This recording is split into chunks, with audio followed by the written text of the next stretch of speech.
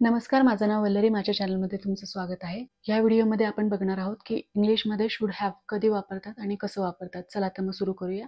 Should have आपण अशा ठिकाणी वापरतो जेव्हा एखादी गोष्ट करायला पाहिजे होती कारण ती योग्य होती पण ती केली नाही गेली, तेव्हा आपण शुड हॅव म्हणजे करायला पाहिजे होतं अशा अर्थाने शुड हॅव यूज करतो. त्याचं पहिल्यांदा एक्झाम्पल बघूया. I feel tired.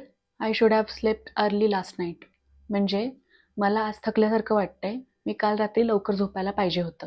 Should have आपण इथे कसं यूज करतोय की मी काल रात्री लवकर झोपायला पाहिजे होतं कारण ते योग्य होतं पण मी झोपले नाही, यासाठी आपण इथं शुड हॅव यूज केलेलं आहे. पण याचं सेकंड एक्झाम्पल बघूया.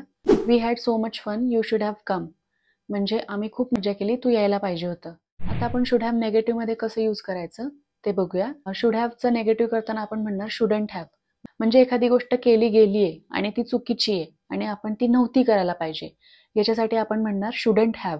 म्हणजे मी ती गोष्ट करायला नको होती किंवा कोणी ती गोष्ट करायला नको होती अशा अर्थाने आपण शुडंट हॅव असं यूज करणार आहे. तर त्याचं एक्झाम्पल होईल, the event is so boring, I shouldn't have come.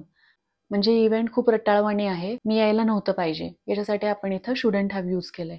याचं सेकंड एक्झाम्पल आपण बघूया. She looks angry, I shouldn't have told her. म्हणजे ती चिडलेली दिसतीये, मी तिला सांगायला नको होतं. म्हणजे जे काही सांगितलं गेले ते मी त्यांना सांगायला नको होतं, यासाठी आपण इथं शुडंट हॅव यूज केलंय. अशा पद्धतीने शुड हॅव किंवा शुडंट हॅव यूज करतात इंग्लिशमध्ये. दिलेली माहिती आवडली असेल तर व्हिडिओ लाईक, शेअर आणि सबस्क्राईब करायला विसरू नका.